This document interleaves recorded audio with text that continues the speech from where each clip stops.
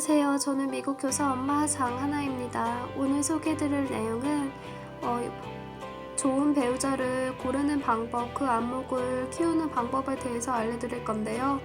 거창하게 생각이 드실지 모르겠지만 오늘 제가 알려드릴 타이틀 하나만 생각하시면은 배우자를 구하시는데 또 아니면은 새로운 만남을 갖는데 도움이 될 것 같다는 생각을 해봅니다.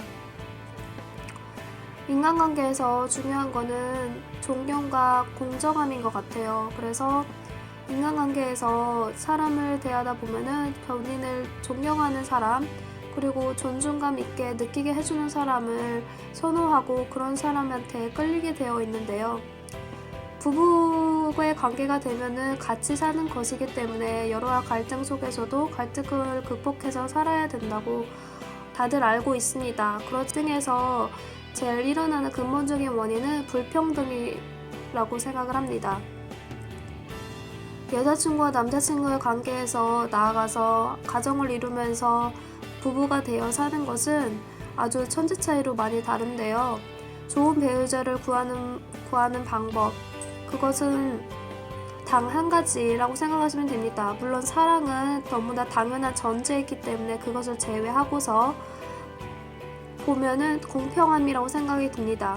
성격이 아무리 맞아도 대화가 아무리 잘 통했던 커플이어도 결혼을 하고 나면은 갈등이 생기기 마련입니다. 그 갈등에는 자신이 생각했던 것과는 다른 사람이 보이기 시작하고, 그러나 무엇보다 중요한 것은 불평등을 극복하지 못해서 쌓였던 불만이 토로하게 되면서 나타나는 불화와 갈등이기 때문입니다. 그래서 그 불화 갈등이 나타나기 전에 해야 하는 것은 공평함을 확인하는 것인데요. 공평함에는 여러 가지가 있지만 가사에 대한 공평함, 육아에 대한 공평함, 그리고 바깥일을 하는 것에 대한 노동에 대한 공평함이 세 가지라고 생각해 보시면 되겠습니다. 그렇게 해서 세 가지를 중심으로 보면은 결혼을 하기 전이나 결혼을 하고 나서 육아와 같이 살게 되면 아이가 있을 경우에 되는 육아와 가사노동, 빨래, 청소 여러 가지가 있겠죠. 설거지, 음식 만들기, 그리고 바깥에 나가서 사회생활을 해서 경제적으로 기여하는 그런 수익 구조에 대한 공평함이 있습니다. 그 공평함이 깨지게 되면은 상대에 대한 불만이 생기고, 그 상대에 대한 불만이 생긴 것이 바로 씨앗이 되어서 상대방과의 대화를 할 때도 그 불만의 씨앗이 확 터져버리게 되어서 큰 부부싸움으로 나타나게 되고, 결국은 감정이 격해져서 이것을 계속 반복하다 보면은 서로의 대화의 창, 마음의 문을 닫게 됩니다. 그렇게 해서 이혼으로 가게 되는 것이죠. 보통 한국 부부들 같은 경우에는 맞벌이를 하거나 아니면은 부부가 한 사람만 경제활동을 할 경우에는 다른 한 사람은 집안에서 가정일을 하거나 아니면 육아활동을 하는데요. 가시적으로 보이는 수입이 바깥에서 벌어오는 경제활동으로 인한 것이지만, 육아와 가사노동도 가시적으로 보이진 않지만 엄연하게 경제활동에 기여하고 있는 부분입니다. 왜냐하면은 베이비시터나 가사 도우미를 구하는 것은 돈이 들기 때문입니다. 그렇지만 눈에 보이는 것은 가시적인 것이기 때문에 바깥에서 일해온 사람이 집안에 있는 사람에게 경제활동을 하지 않고 집에만 있으니까 당신은 한 것이 없다 하고 불만이 생길 수가 있는데요. 그렇기 때문에 저는 두 분 다 경제활동을 하는 것이 최상이라고 생각을 하고, 그렇게 하지 않는다면은 최소한 그 부부간의 사이에서 상대방의 노동의 가치에 대해서 존중하는 마음을 가져야 한다고 생각을 합니다. 그래서 그 노동의 공평함에 대해서 동등하게 생각을 하고, 가사 노동과 육아 노동이 바깥에서 하는 노동보다 더 힘들고 혹은 공평한 만큼의 힘든 노동의 가치가 있다는 것을 알고 서로의 마음을 이해하려는, 서로의 힘든 노동을 이해하려는 마음이 필요하죠. 그 공평함이 제대로 자리 잡아야지 부부간의 사이도 돈독해진다고 할 수 있겠습니다. 그렇게 해서 부부 사이의 관계에는 공평함이 있어야 합니다. 그래서 여자친구와 남자친구 사이 그 사람의 공평함이 어디까지 허용이 되는지를 판단하는 것이 필요한데요. 부부가 아이를 갖기 시작하면은 여성이 보통 육아를 전담하게 되어 있습니다. 그러면 그 여성이 전담하게 된 노동을 자신이 바깥에서 벌어온 노동과 비교했을 때 현저히 낮다고 판단하거나 동등하지 않다고 판단할 경우에 상대방이 불만을 나타낼 수 있고, 불만을 나타내지 않더라도 집에 와서는 그냥 휴식만 취하길 원하고 육아나 가사노동을 도와주지 않는 경우가 아주 흔합니다. 그래서 이 동등한 위치에 서서 동등한 노동을 기여하고 있다고 서로가 가시적으로 판단하려면 여성도 바깥에 나가서 노동을 해서 동등한 만큼의 기여를 해야 된다고 느끼게끔 만들어야 합니다. 그렇기 때문에 여성도 단순히 육아와 가사노동에서만 노동의 가치를 표현하려고 하지 말고 자신도 바깥에서 나가서 자본주의 사회에서 살아날 수 있는 생활도구, 즉 경제적인 능력의 여건을 열심히 갈고 닦아야 된다고 생각을 합니다. 공부를 하건 트레이닝을 받던 아니면은 인턴십을 하건 어떤 자원봉사를 일을 하건 자신의 커리어를 쌓을 수 있는 자본주의 사회에서 남편이 없이도 아내가 없이도 혼자서 아기를 먹여 살릴 수 있는 능력을 열심히 집에서도 갈고 닦아야 한다고 생각을 합니다. 그래서 공평함의 가치를 동등하게 만들기 위해서 여성이든 남성이든 똑같이 이렇게 동등한 토대를 만들기 위해서 노력을 해야 되는 것이고, 그 노력의 결과를 자본주의 사회에 살고 있기 때문에 가시적으로 보여주는 것이 필요하다고 할 수 있겠습니다.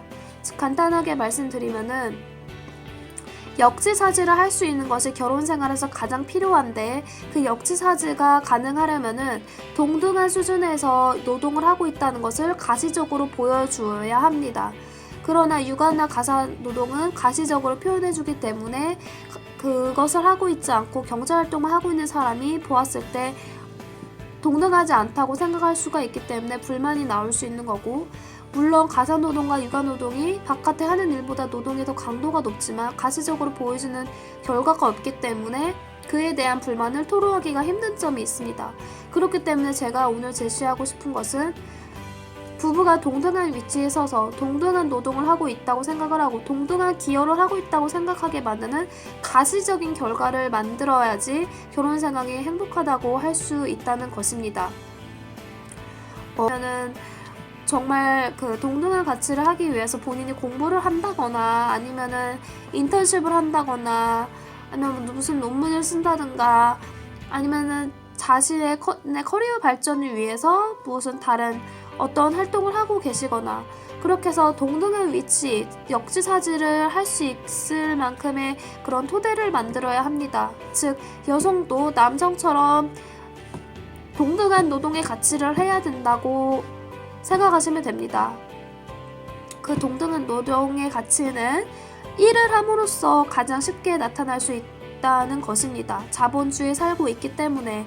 그래서 물론 노동하고 육아가 엄청나게 힘들고 아주 큰 값어치를 갖고 있지만 결국에는 부부는 계약으로 맺어진 관계이기 때문에 그 계약으로 맺어진 관계에서 명시적으로 필요한 노동의 결과가 필요하기 때문에 여성도 남성도 동등한 위치에서 동등하게 가정의 경제생활에 기여를 해야 된다고 생각을 합니다. 그렇게 해서 여성이든 남성이든 동등한 위치에 서서 가시적인 결과를 만들기 위해서 공동으로 노력하고 상대방이 동등한 위치에 서서 동등하게 노동을 하고 있다는 것을 알아주고 배려해주는 마음이 필요하다는 것입니다. 그래서 좋은 배우자를 고르실 때는 동등한 위치에 서서 동등하게 노동에 기여하려고 하는 사람, 바깥일만 한다고 해서 집안일을 안 하거나 육아일을 안 한 사람은 절대 그런 사람은 절대 만나면 안 되겠죠. 그렇죠? 육아와 가사노동만 한다고 바깥의 경제생활을 무시하는 사람, 그것도 마찬가지로 좋은 배우자로서 적합하지 않겠죠. 동등하게 육아를 하고 동등하게 가사노동을 기여하고 동등하게 경제생활을 해서 동등한 수입 구조를 만들어서 평등한 위치에 서려는 배우자를 만들어야겠죠. 그렇죠? 그런 배우자를 만드는 게 아니라 그런 배우자를 찾아야겠죠. 그렇죠? 그런 배우자가 없다면은 그런 배우자를 만드시기 위해서 본인도 노력하시면 됩니다. 본인도 공부를 해서 본인도 커리어를 쌓고 본인의 위치를 높일 수 있는 그런 토대를 만드는 것이 가장 필요하죠. 그렇죠.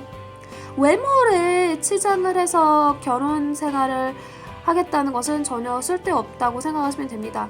외모가 아주 훌륭한 아기랑 24시간 1년 365일 아무도 없이 같이 있어 보십시오. 산후우울증이 걸립니다. 즉 무슨 얘기냐면 외모로서 상대의 배우자를 고르는 것은 아주 쓸모없다고 생각하시면 됩니다.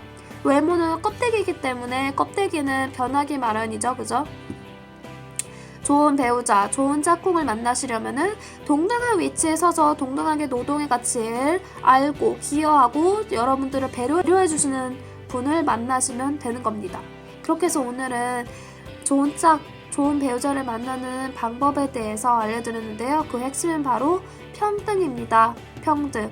그래서 더 궁금하신 사항이 있다시다면은 언제든지 댓글을 남겨주시고 여러분의 의견도 소중하니까요. 댓글로 여러분의 의견 많이 공유해주세요. 그럼 지금까지 미국 교사 엄마 장하나였습니다. 감사합니다.